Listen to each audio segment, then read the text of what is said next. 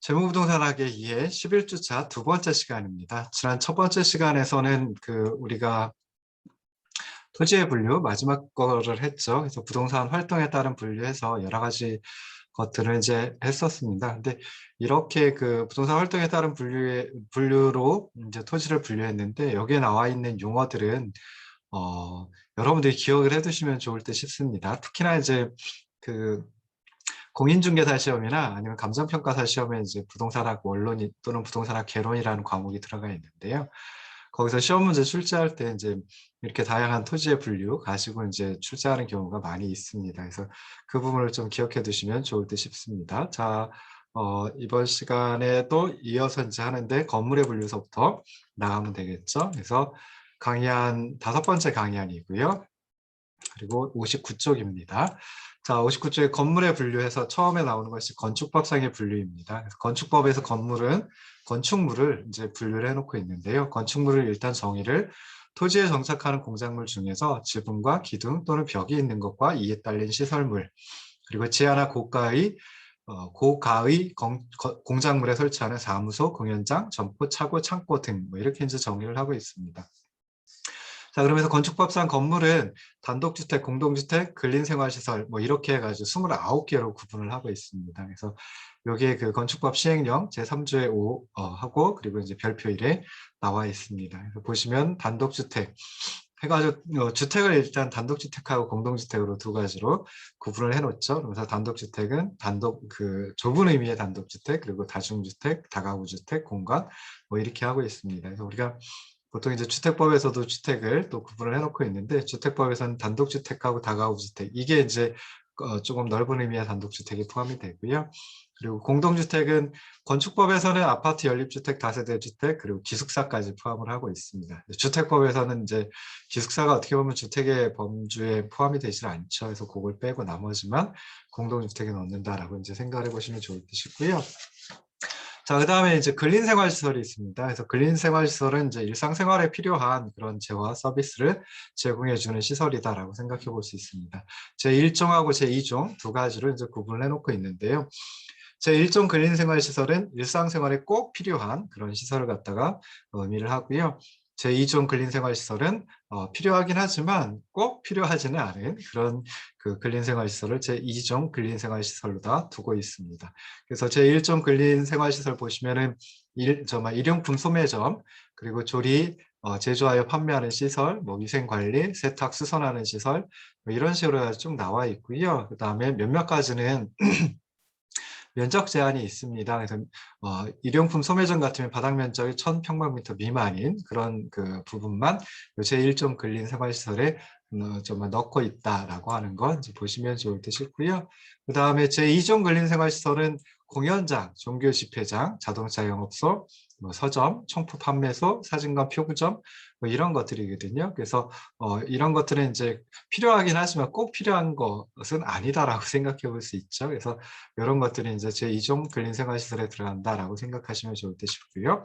여기도 마찬가지로 공연장 같으면 바닥 면적 500평방미터 미만으로 해가지고 좀 제한이 있습니다. 그럼 공연장 중에 500평방미터 이상인 그런 공연장도 있겠죠. 그래서 그런 것들은 제2종 근린생활시설이 아니라 문화 및 집회시설에 들어간다라고 하는 거 생각해 볼 수 있고요. 그다음에 종교집회장도 500평방미터 미만인 거, 요거는 이제 제2종 근린생활시설에 들어갑니다. 그래서 이게 이제 교회나 사찰 같은 경우에 어떤 한 건물에 한 층을 쓴다든지 하는 그런 이제 종교집회장이 있으면은 요거는 제2종 근린생활시설인데 좀 500평방미터 이상이다라고 하면 그때는 제2종 근린생활시설이 아니라 종교시설에 이제 포함을 시키고 있습니다. 자, 그 다음에 이제 판매시설 있고요. 도매시장, 소매시장, 조금 넓은 상점 같은 게 판매시설이고요. 운수시설이 있습니다. 여객 자동차 터미널, 그러니까 우리가 흔히 버스 터미널이라고 부르는 거, 그것이고요. 그 다음에 철도시설, 공항, 그리고 항만시설 같은 것들이 운수시설에 포함이 됩니다. 그리고 의료시설이라고 하는 것은 우리가 흔히 알고 있는 병원이나 격리병원인데요. 조그마한 병원이다라고 하면은 그때는 이제 요 의료시설에 이제 포함을 시키는 것은 아니고, 여기 보시면은 어디 있을까요? 의료시설 해가지고 조그만 병원 같은 경우에는 여기 이제 장의사, 동물병원, 동물미용실 뭐 이런 것들이 이제 나와 있는데요. 제가 얼핏 정말 빨리 찾을 수가 없기는 하네요. 이게 1종이나 2종 여기에 있습니다. 진료 치료시설 해가지고 제1종 근린생활시설에 있습니다. 그래서 건물의 한 층 정도 또는 뭐 2층 정도 쓰는 그런 정말 그런 병원, 의원이죠, 대부분. 그래서 그런 것들은 이제 제1종 근린생활시설에 포함이 되는데, 조금 커다란 병원, 뭐 한 동 전체가 병원으로 이용이 된다라든지 하면은 그때는 이제 의료시설에 포함을 시킵니다. 그 다음에 뭐 학교, 교육원, 직업훈련소, 학원, 연구소, 도서관 이런 것들은 이제 교육연구시설로 넣는데요. 학원도 마찬가지로 좀 조그마한 학원 같은 거, 건물의 한 층을 쓰는 그런 학원 같으면 제 2종 근린생활시설에 또 포함을 시키고 있으니까 조금 구분해가지고 생각을 해보셔야 됩니다. 그 다음에 아동 관련 시설, 노인복지시설 이런 것들을 이제 노유자시설이라고 얘기를 합니다. 그래서 노유자시설에서 노자는 이제 나이들 노자고요. 유자는 나이 어릴 유자겠죠. 그래서 노유자 시설이 있고, 그 다음에 수련 시설도 있습니다. 그리고 운동 시설도 있고요. 업무시설, 공공업무시설하고 일반 업무시설로 이제 구분해 볼 수 있는데, 이런 것들이 이제 업무시설이고요. 그 다음에 숙박시설, 우리가 흔히 알고 있는 뭐 호텔, 모텔 뭐 이런 것들이 이제 여기에 포함됩니다. 그리고 위락시설이라고 해가지고 뭐 단란주점도 150평방미터 이상이 된다든지 유흥주점, 그리고 유원시설업시설, 무도장, 무도학원, 카지노 영업소 뭐 이런 것들이 이제 위락시설에 포함이 됩니다. 공장은 이제 다 아실 테고요. 그리고 이제 창고시설 해가지고 창고, 하역장, 물류터미널, 집배송시설을 창고시설에 넣고 있습니다. 위험물 저장 및 처리시설, 주유소가 이제 대표적이죠. 아니면 이제 우리가 흔히 가스 충전하는 시설 있잖아요. LPG 가스를 이용하는 자동차들 충전하는 시설도 이제 위험물 저장 및 처리 시설에 포함을 시키고 있습니다. 주차장, 세차장, 폐차장 뭐 이런 것들은 이제 자동차 관련 시설로 포함을 시키고요. 그 다음에 농촌 가보면 축사라든지 가축시설, 도축장, 도계장 뭐 이런 것들은 동물 및 식물 관련 시설에 포함을 시키고 있습니다. 그리고 이제 하수 처리 시설이라든지 고물상 뭐 이런 것들은 이제 자원순환 관련 시설에 넣어두고 있고요. 그 다음에 이제 뭐 교도소와 같은 교정시설, 갱생보호시설 뭐 이런 것들, 그리고 국방군사시설을 갖다가 교정 및 군사시설에 넣어놓고 있습니다. 그리고 방송국, 전신전화국, 촬영소 이런 것들은 이제 방송통신시설에 포함을 시키고요. 그 다음에 발전소는 발전시설 해가지고 따로 구분을 해놓고 있습니다. 그리고 이제 화장시설 같은 경우는 묘지 관련 시설로다가 이제 분류를 해놓고 있고요. 또 야외 음악당, 야외 극장, 어린이 회관, 뭐 휴게소 뭐 이런 것들은 이제 관광 휴게 시설에 넣어놓고 있습니다. 그리고 장례식장, 그다음에 동물 장례식장도 요즘엔 있죠. 그래서 이런 것들은 건축법상의 장례시설에 포함이 되고요. 그 다음에 야영장 시설 중에서 300평방미터 미만인 경우에는 야영장 시설로 다 이제 두고 있습니다. 근데 300평방미터 이상이 되는 그런 야영장도 있을 수 있죠. 그래서 여기 있습니다. 수련시설에 이제 300평방미터 이상인 경우에는 야영장 시설을 수련시설에 이제 넣어놓고 있습니다. 그래서 이런 식으로 해가지고 건축법상의 건물을 정확하게 건축물을 29개 용도로 나누고 있다라고 하는 거 생각을 해보시면 좋을 듯 싶습니다. 자, 그 다음에 이제 이건 건축법에서 구분을 해놓는 거고요. 건축물 용도에 따라서 또 이제 분류를 해볼 수 있습니다. 그래서 그 이용 상태 또는 이용하고 있는 용도에 따라 가지고 주거용, 주거 겸용, 그리고 상업용, 업무용, 산업용, 위락용 뭐 이렇게 이제 구분을 하기도 합니다. 그래서 이 일반적인 경우는 아니고요. 일반적으로 전에 말씀드렸던 그 복합부동산의 사용 목적에 따른 분류를 해가지고 이제 주거용, 상업용, 그리고 이제 산업용, 그리고 이제 마지막에 특수목적 부동산이었죠. 그래서 그렇게 이제 주로 나누고요.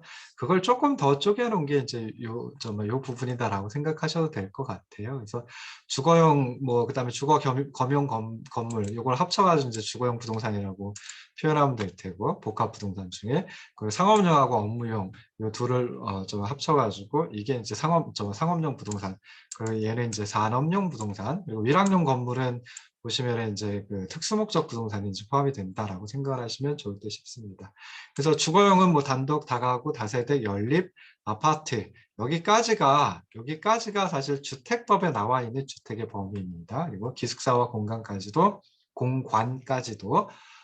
정말 주거용 건물에 포함을 시키고요.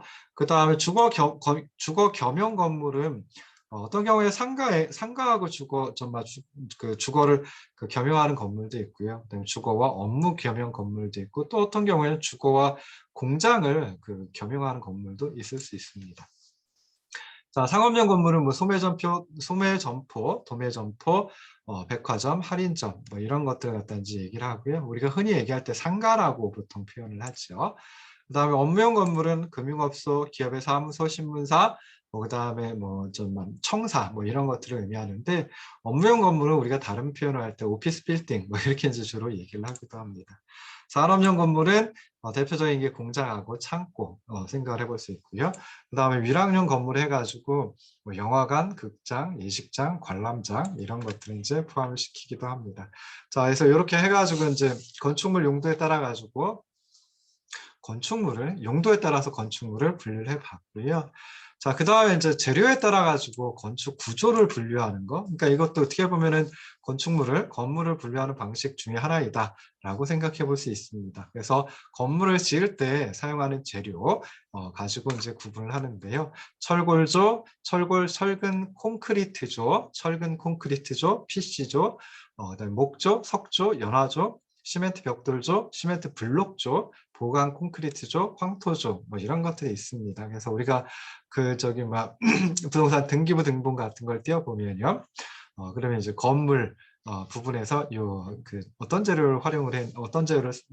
재료를 사용했는지 그런 부분들도 이제 나옵니다. 그래서 이거를 꼭 알아두실 필요는 없는데요. 이런 것들도 있다라고 하는 점 생각해 보시면 좋을 듯 싶습니다. 그래서 철골조는 말 그대로 이제 여러 가지 단면으로 된 철골 그리고 강판을 조합해 가지고 리벳으로 조이거나 또는 용접해-가지고 만드는 건축 구조를 의미합니다. 그리고 이제 철근 콘크리트조는 이제 철골의 각 부분에다가 콘크리트를 부어 넣거나 아니면 철근 콘크리트로 피복한 구조를 말합니다. 그 다음에 이제 세 번째가 철근 콘크리트조라고 하는 것도 있어요. 되게 비슷하죠. 그렇긴 한데 요거는 이제 철근과 콘크리트를 이용해서 건축하거나 또는 이 구조와 조적식 구조를 병행하는 그런 구조를 갖다 의미합니다. 그래서 기둥 그리고 보, 이게 기둥이죠. 보는 이제 그 위에다 얹는 걸 보라고 얘기를 하거든요. 그래서 그런 것들이 하나로 고정되어 있거나 접합되어 있는 구조를 철근 콘크리트 조라고 이제 얘기를 합니다. 그래서 철근 콘크리트 조보다는 철근 콘크리트 조가 조금 더 뭐랄까요, 견고하다, 내구성이 좀 높다, 이렇게 이제 생각을 해보시면 좋을 것 같습니다. 자, 그다음 PC조라고 하는 게 있는데 이거 되게 특이합니다. 그래서 PC조 하기 전에 이제 PC 공법이라고 하는 걸 좀 알아두시면 좋은데요. PC 공법은 기둥, 보, 그다음에 슬라브, 벽 등을 구성하는 콘크리트 부재를 미리 만들어 놓습니다. 그래서 운반 가능하게 여러 가지 모양과 크기로 공장에서 만들고 그걸 현장에 가져다가 조립하는 공법을 PC 공법이라고 얘기를 합니다. 그래서 PC조는 그 PC 공법에 따라 가지고 벽과 바닥, 그러니까 기둥과 보, 이런 것들을 구성하는 콘크리트 부재를 공장에서 대량으로 생산해 가지고 건축할 위치에 운반하여 조립하는 구조를 PC조라고 이제 얘기를 합니다. 그래서 이거는 어떻게 보면 조금 뭐랄까요, 규격화 또는 표준화가 가능한 그런 부분이다라고 생각을 해볼 수도 있습니다. 자, 그다음에 목조는 다 아시겠죠? 그래서 목조는 당연히 이제 목재를 골조로 합니다. 그러면서 거기다가 합판이라든지 합성수지, 타일, 석고보드 이런 것들을 이용해서 축조한 구조, 목조라고 얘기를 합니다. 석조는 외벽을 석재로 구성한 구조입니다. 그래서 그냥 돌로만 건물을 만드는 경우도 있기는 있죠. 근데 대부분은 이제 내벽과 외벽으로 나눠가지고 외벽만 석재로 구성한 구조를 석조라고 이제 주로 얘기를 합니다. 그래서 칸막이 벽, 그러니까 건물의 내부에도 벽이 있는 경우가 있잖아요. 그래서 그 경우 같으면 이제 벽돌 또는 목조로 만들고요. 지붕과 바닥은 목조 또는 철근 콘크리트조로 만들기도 합니다. 자, 연화조라고 하는 게 있는데 연화조의 연화는 이제 정말 기와를 갖다 의미한다라고 생각을 하시면 좋을 듯 싶어요. 그래서 외벽의 3면 이상을 연화 등의 벽돌로 축조한 구조를 연화조라고 얘기를 합니다. 그래서 이게 이제 정말 돌 부침, 그러니까 석재를 붙이는 경우도 있고요. 타일을 붙이는 경우도 있고, 저기 외벽에다가요. 그다음에 인조석을 붙이는 경우도 있고, 대리석을 붙이는 경우도 있습니다. 그래서 외벽 면적의 2분의 1 이상을 돌 또는 타일, 인조석, 대리석 붙임을 한 것도 연화조로 봅니다.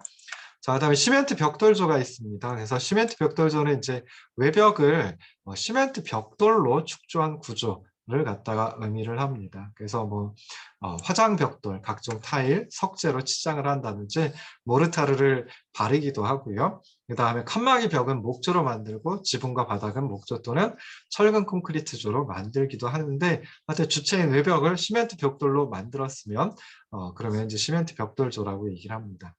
시멘트 블록조는 주체인 외벽을 시멘트 블록으로 축조한 겁니다. 그래서 시멘트 벽돌은 그냥 요만하게 저희 직육면체로 돼 있는 거죠. 주로 이제 빨간색 계열이고요. 그래서 이렇게 돼 있는데, 블록은 여러분들 이제 정말 많이 못 보셨을 수도 있을 거예요. 블록은 이제 똑같이 직육면체이긴 한데요. 직육면체이긴 한데 벽돌보다는 더 큽니다. 그리고 구멍이 한 2개나 3개 중간에 뚫어져 있어가지고요. 그래가지고 이제 빈 공간이 있는 그런 걸 이제 블록이라고 또 얘기를 합니다. 그래서 우리 뭐 레고라든지, 레고도 블록이라고 보통 표현하잖아요. 그럼 막 겉에만 이렇게 겉에만 쌓여 있고 속에는 조금씩 비어 있는 공간이 있잖아요. 그래서 그런 것들은 이제 블록이라고 하기도 합니다. 자, 보강 콘크리트조라고 하는 것도 있습니다. 그래서 이거는 이제 좀 전에 시멘트 블록이 있다 그러면 그 블록의 빈 부분에 철근을 넣고, 그리고 빈 부분에 이제 메꿔 넣는 겁니다. 그래서 모르타르나 콘크리트로 채워 넣어가지고 하는 걸 보강 콘크리트조라고 이제 얘기를 합니다. 자, 그다음에 황토조 같은 것도 생각해 볼 수 있겠죠. 그래서 외벽의 2분의 1 이상을 황토 벽돌로 축조하거나 쌓아서 올리거나 또는 황토를 붙인 구조를 말합니다. 자, 흙벽돌조 또는 토담조 뭐 이런 것들이 있는데, 요거는 이제 시골 가면 좀 많이 볼 수 있겠죠. 그래서 석회와 흙, 혼합벽돌 뭐 이런 것들로 이제 축조한 구조를, 건축 구조를 흙벽돌조 또는 토담조라고 이제 얘기를 하기도 합니다. 자, 이렇게 해가지고 이제 재료에 따라 가지고 건축 구조를 분류해 볼 수 있는데, 이런 방식으로 이제 건물을 또 한번 분류를 해 봤고요. 자, 네 번째 건물을 분류하는 방법이 이제 구성 양식에 따라 가지고 또 건축 구조를 분류할 수 있고, 뭐 이놈을 원형해서 이제 건물의 분류이다라고 생각을 해볼 수도 있습니다. 그래서 구성 양식에 따라 가지고 건축 구조를 갖다가 분류할 때는요, 가구식 구조, 그다음에 조적식 구조, 일체식 구조, 이 3가지가 있습니다. 그래서 이 가구식, 조적식, 일체식 구조 뭐 이렇게 생각해 볼 수 있는데요. 자, 가구식 구조라고 했을 때 가구라고 하는 게 있죠. 이거 뭐 우리가 흔히 집안에서 쓰는 그런 가구를 갖다가 의미하는 건 아니고요. 목재나 철제 등을 이용해 가지고 짜맞추는 구조를 가구식 구조라고 얘기를 합니다. 그래서 좀 전에 살펴봤을 때 이제 재료에 따라 가지고 건축 구조를 분류했을 때 목조라든지 철골조 이런 것들을 이제 짜맞추는 그런 형태이거든요. 그래서 가구식 구조이다라고 얘기를 합니다. 그럼 가구식 구조는 장점이 설치하거나 설치하는 건 솔직히 쉽지 않아요. 그런데 해체하는 게 굉장히 간단하고요. 그러다 보니까 이제 개축을 한다든지 이축을 한다는, 개축은 이제 고쳐서 고쳐서 조금 더 얹거나 뭐 그런 걸 개축이라고 하죠. 그래서 뭐 보통 이제 2층짜리를 3층으로 만든다든지 뭐 이런 게 이제 개축이라고 얘기를 하고요.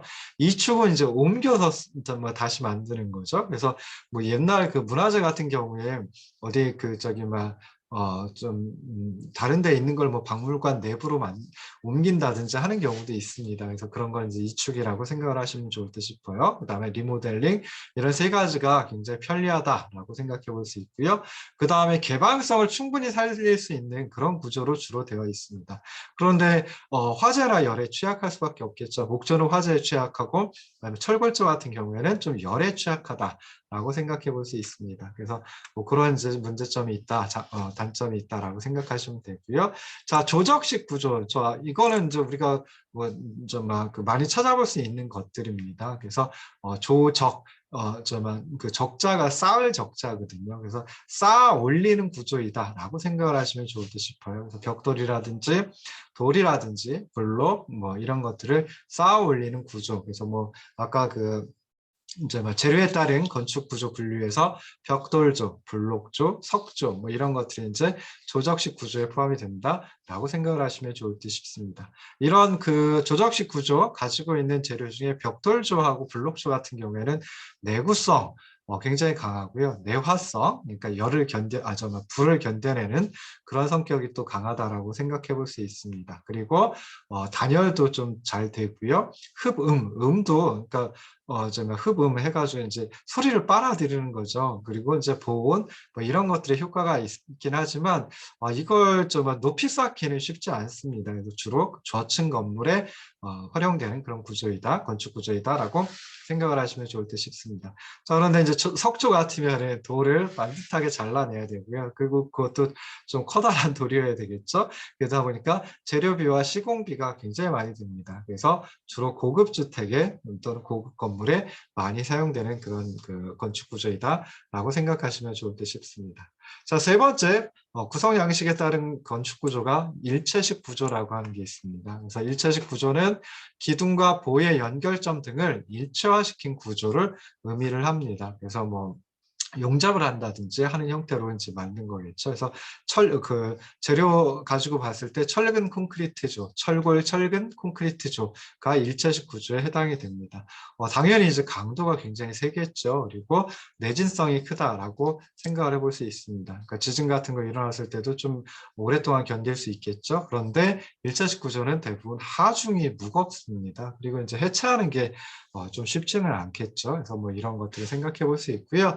자, 이 밖에도 이제 여러 가지 특수한 형태의 건축 구조로 현수 구조, 쉘 구조, 절판 구조, 뭐 이런 것들이 있습니다. 그래서 현수 구조는 이제 현수교 생각하시면 돼요. 그래서 몇 개의 기둥을 이렇게 해놓고 난 다음에 거기서 좀 늘어뜨려 가지고 다리를 갖다가 뭐 줄 같은 걸 늘어뜨려 가지고 다리의 일부를 갖다가 이렇게 받치거나 하는 것들이 있죠. 그래서 그런 것들 이제 현수 구조라고 얘기를 하고요. 쉘 구조는 좀 특이하게 생겼는데 이렇게 단면이 소라 이렇게 조금 이렇게 휘어 들어가잖아요. 그래서 그런 구조, 곡면식 구조 또는 이제 쉘 구조라고 얘기를 합니다. 그리고 절판 구조는 이제 이렇게 잘라낸 듯하게 만들어내는 걸 이제 절판 구조라고 또 얘기를 하기도 합니다. 자, 이렇게 해서 이제 건물 분류하는 방식 뭐 몇 가지 살펴봤습니다.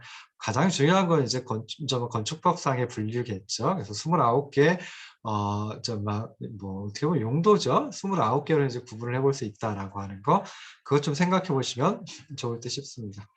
자, 이제 그 부동산의 분류에서 마지막으로 할 거, 주택의 분류입니다. 그래서 주택의 분류는 주택법상의 분류 가지고 이제 주로 얘기를 합니다. 그래서 주택법에서 주택이라고 하는 걸 어떻게 정의를 하고 있느냐라고 했을 때 세대의 구성원이 장기간 독립된 주거 생활을 할 수 있는 구조로 된 건축물의 전부 또는 일부 그리고 그 부속 토지를 주택이라고 얘기를 합니다. 그래서 주택법에서 주택은 단독주택 그리고 공동주택으로 이제 크게 구분을 하고 있습니다.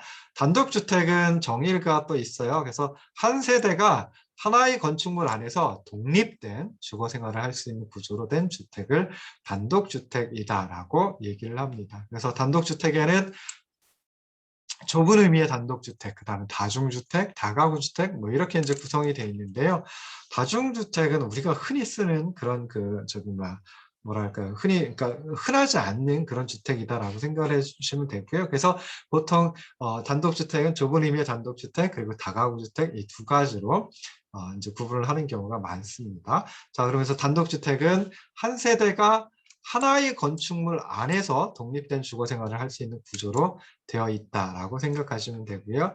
그다음에 공동주택은 자, 건축물의 벽, 복도, 계단이나 그 밖의 설비 등의 전부 또는 일부를 공동으로 사용하는 그래서 각 세대가 하나의 건축물 안에서 각각 독립된 주거 생활을 할 수 있는 구조로 된 주택을 공동주택이라고 얘기를 합니다. 그래서 공동주택은 크게 세 가지, 아파트, 연립주택, 다세대주택 이 세 가지로 구분을 합니다. 자, 그 다음에 이제 뭐 요즘에는 이제 좀 많이 주택이라고, 그러니까 주택과 비슷한 것들이 좀 많이 늘어나고 있거든요. 그래서 주택 외의 건축물 그리고 그 부속 토지이긴 하지만, 그러니까 주택 외이니까 주택이 아니다라는 거죠. 그렇긴 하지만 주거 시설로 이용 가능한 시설을 준주택이라고 이제 또 표현을 하기도 합니다. 그래서 뒤에 보시면 이제 표로다가 주택을 갖다 구분을 해봤습니다. 그래서 처음에 주택의 정의 해가지고 세대 구성원이 장기간 독립된 주거 생활을 할 수 있는 구조로 된 건축물의 전부 또는 일부 그리고 그 부속 토지를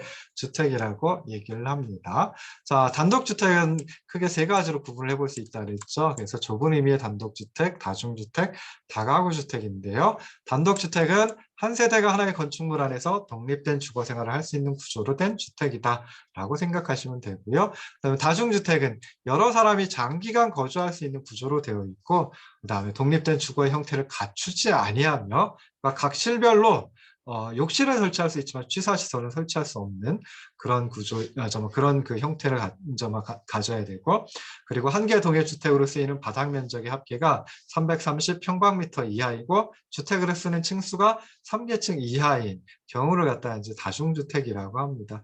뭘 가지고 이제 이 다중주택을 볼 수 있을까요? 우리 뭐 기숙사, 그러니까 저층 기숙사 같은 경우는 이제 생각을 해볼 수 있겠죠. 또는 뭐 고시원 같은 경우도 이제 생각을 해볼 수 있겠죠. 고시원도 사실 뭐 주택에 포함을 시킬 수 있느냐, 그렇지 않은 그 준주택에 포함시키는 경우가 많이 있는데요. 뭐 그런 것들을 생각해 보시면 좋을 듯 싶습니다. 자, 다가구 주택은 주택으로 쓰는 층수가 3계층 이하여야 됩니다. 그리고 한 개 동의 주택으로 쓰이는 바닥 면적의 합계가 660평방미터 이하여야 되고요. 그리고 19세대 이하가 거주할 수 있는 그런 주택을 다가구 주택이라고 합니다. 그래서 다가구 주택 뭐 이렇게 이제 생각해 볼 수 있고요. 자, 공동주택은 아까 정의를 내렸었죠. 그래서 건축물의 벽, 복도, 계단이나 그 밖의 설비 등의 전부 또는 일부를 공동으로 사용하는 각 세대가 하나의 건축물 안에서 각각 독립된 주거 생활을 할 수 있는 구조로 된 주택이다. 대표적인 게 이제 아파트죠. 그래서 아파트는 주택으로 쓰는 층수가 5계층 이상이면 그때 아파트라고 얘기를 합니다.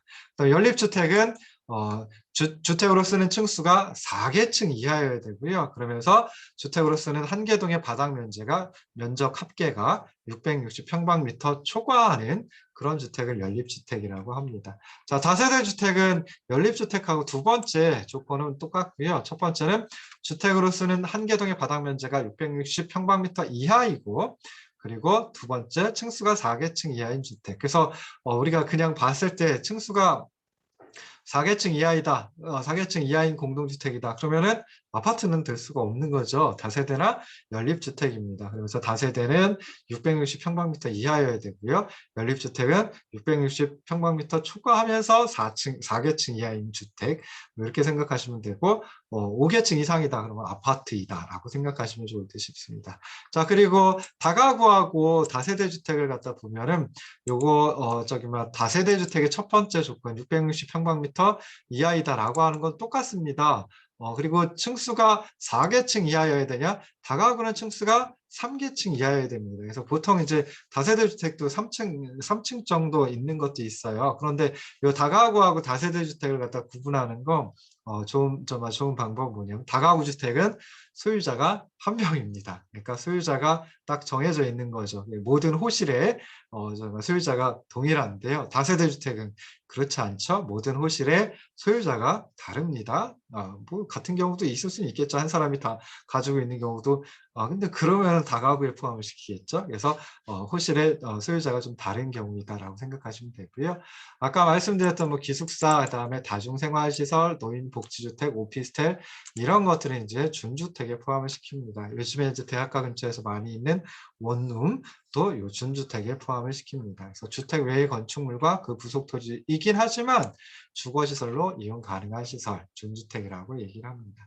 자, 그다음에 주택을 구분할 때 국민주택 그리고 민영주택 뭐 이렇게 이제 두 가지로 또 구분을 하기도 합니다. 그래서 국민주택은 국민주택과 민영주택은 이제 뭐라 할까요? 그 건설하는 주체가 좀 다르다라고 생각을 해보시면 좋을 듯 싶어요. 그래서 국가, 지방자치단체, 그리고 이제 한국토지주택공사, LH공사죠. 그리고 주택사업을 목적으로 설립된 지방공사, 뭐 부산도시공사 같은 거 있을 수 있죠. 그래서 이런 데서 건설하는 주택 또는 국가, 지방자치단체 재정, 그리고 주택도시기금으로부터 자금을 지원받아 건설되거나 개량되는 주택이다.